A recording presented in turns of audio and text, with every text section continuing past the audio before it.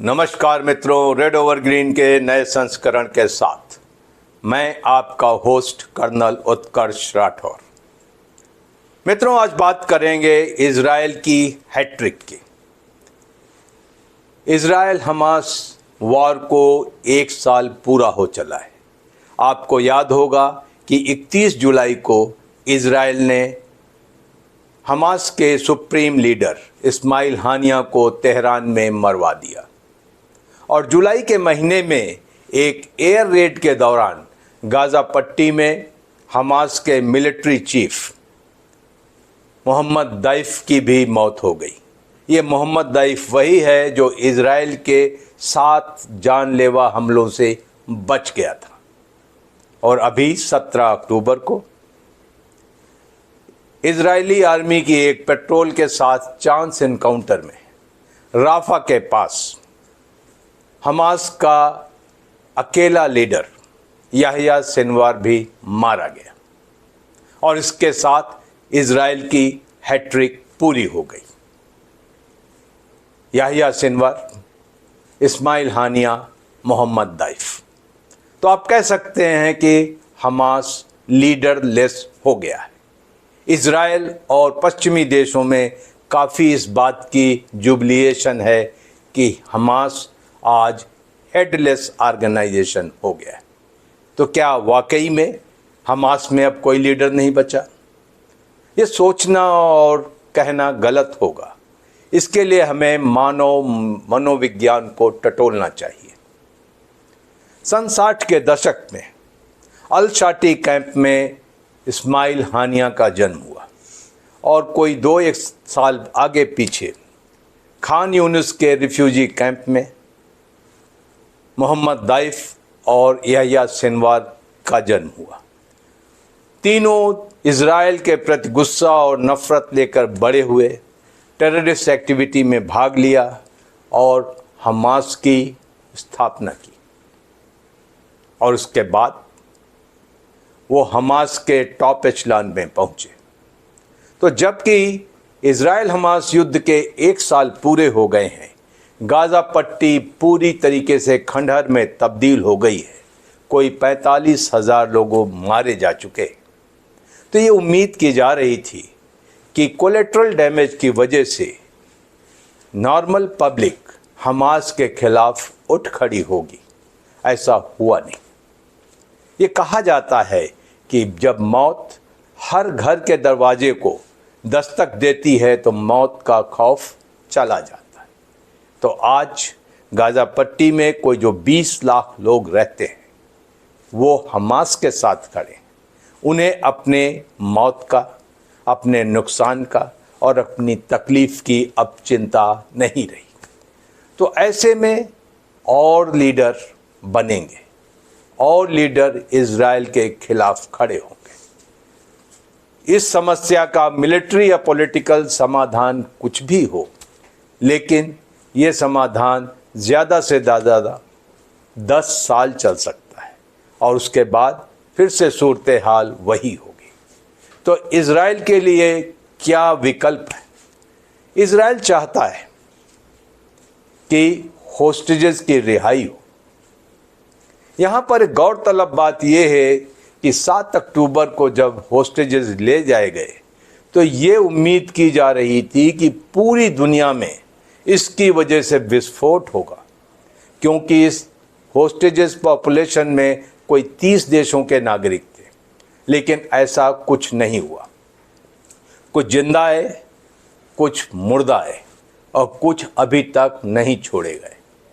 तो हमास के लिए और इजराइल के लिए, दोनों के लिए होस्टेज अब कोई बार्गेनिंग चिप नहीं दिखती। अगर वो छूट के आते हैं तो अच्छा है, लेकिन नहीं आते हैं तो कोई बुरा भी नहीं है। लेकिन यहाँ पर एक बात होती है कि इसके अलावा इजराइल करेगा क्या? इजराइल ने हिजबुल्लाह के साथ लड़ाई में एक स्ट्रेटजी में काम किया और वो स्ट्रेटजी ये थी कि हमास और हिजबुल्लाह एक साथ इजराइल पर आक्रमण ना कर दें। और इस स्ट्रेटजी में इजराइल कामयाब हुआ।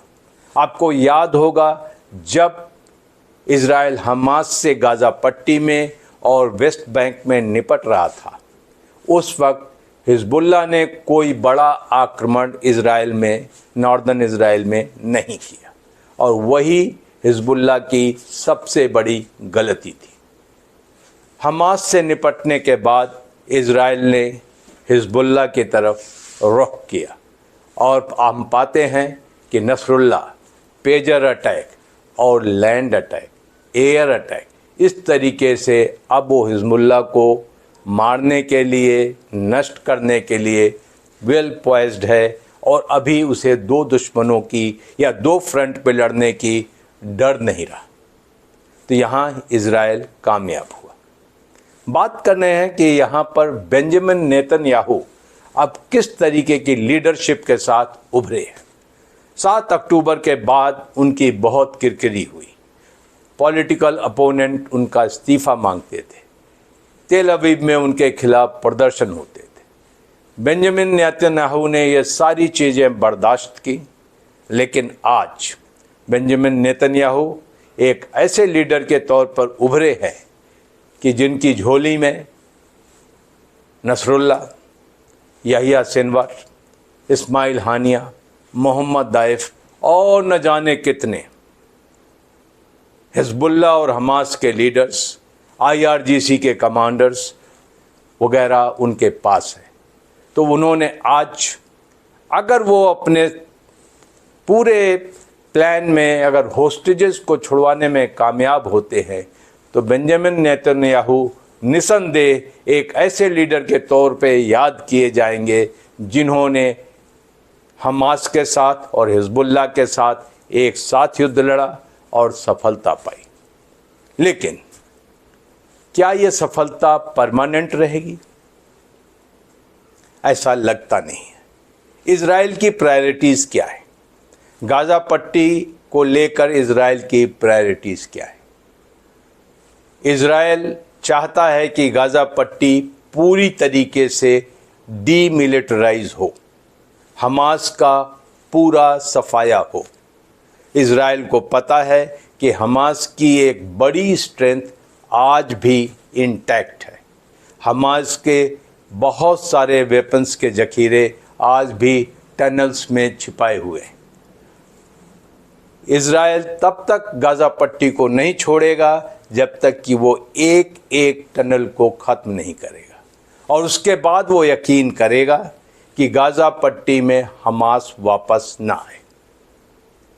और हो सकता है कि इज़राइल अपनी प्रेजेंस गाज़ा पट्टी में बना के रखे जैसे वो पहले करता था। मनोविज्ञान ये कहता है कि इंसर्जेंसी के हालात में लीडर्स मुश्किल से, डेथ से और अपमान से जन्म लेते हैं और अपने आप नेचुरल सिलेक्शन प्रोसेस से ऊपर आते जाते हैं। गाज़ा पट्टी इसका सबसे बड़ा उदाहरण है।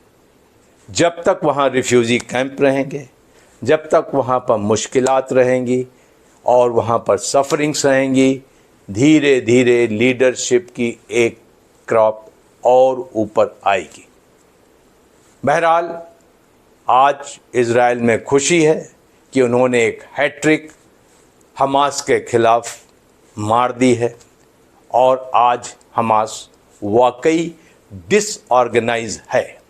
लेकिन जिस तरीके की लड़ाई नॉर्दर्न गाज़ा पट्टी से लेकर सदर्न गाज़ा पट्टी तक चल रही है, वहाँ पर आपको किसी बड़े लीडर की आवश्यकता नहीं है। आपको सिर्फ टैक्टिकल लीडर्स की आवश्यकता है जो कि मौका मिलने पर इजरायली फोर्सेस पर अटैक कर सके, और उसके लिए वहाँ के टैक्टिकल लीडर काफ़ी है। आज के लिए सिर्फ इतना। बहुत जल्द मुलाकात होगी, तब तक के लिए जय हिंद।